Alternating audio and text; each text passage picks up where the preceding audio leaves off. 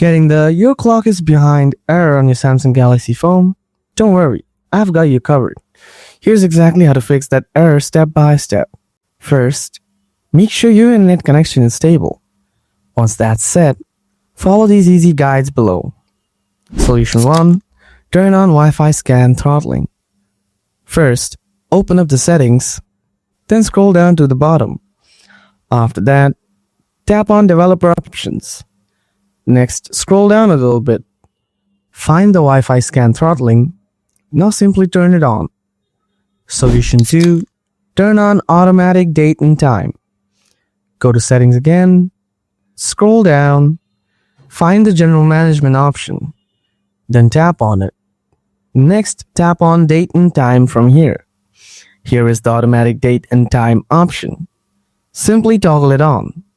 After that, go ahead and check whether your issue is solved or not.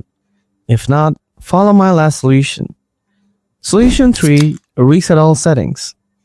Go to settings once again, scroll down a bit, then tap general management.